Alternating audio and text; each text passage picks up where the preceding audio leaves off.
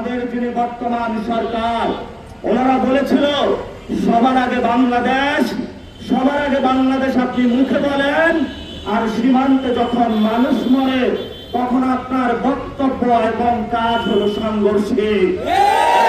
বক্তব্য এবং কাজ যখন সাংঘর্ষিক হয় তাদেরকে বলা হয় মুনাফিক। আপনি বললেন যে আপনি বাংলাদেশের সংস্কার বাস্তবায়ন করবেন হ্যাঁ ভোটে ভোট দেওয়ার জন্য, জনগণ হ্যাঁ ভোটে ভোট দিয়েছে এবং বাংলাদেশে কোনো সংস্কার আপনি বাস্তবায়ন করছেন না। আমরা যখন এগুলা দেখি তখন আমরা তাদেরকে বলি ভুয়া জাতীয়তাবাদী।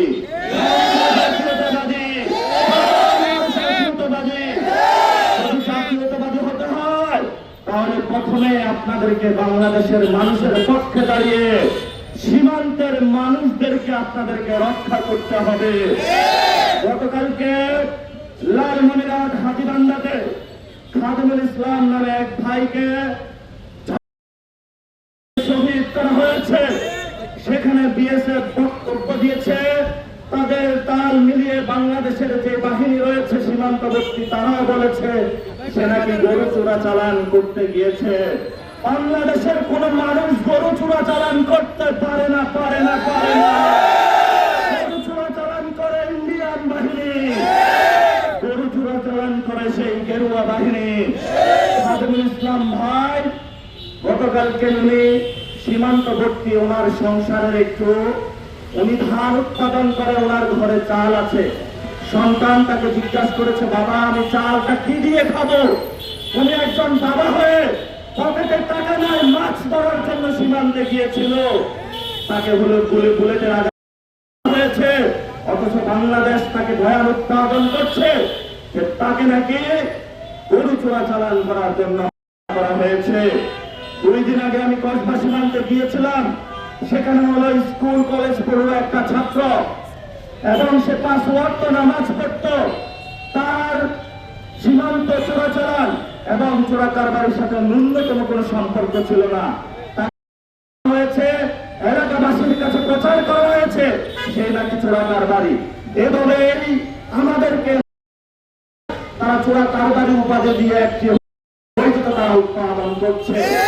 আমরা যে নামাজটা পড়ি এই নামাজে কিন্তু আমাদের অনেক সূরা কেরাত পড়তে হয়।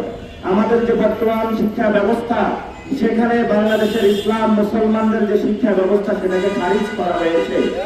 এই জন্য আমরা মনে করি মসজিদ ভিত্তিক ইসলাম প্রসার করার জন্য, মুসলমানদের অস্তিত্ব টিকিয়ে রাখার জন্য স্বাস্থ্য ব্যবস্থা, অর্থনৈতিক ব্যবস্থা এবং শিক্ষা ব্যবস্থাকে পুনর্গঠন করার জন্য আমাদের প্রজন্মের যারা তরুণ বৃদ্ধ বনিতা রয়েছে সবাই আমরা ঐক্যবদ্ধভাবে নতুন আন্দোলনের সূচনা করতে যাচ্ছি।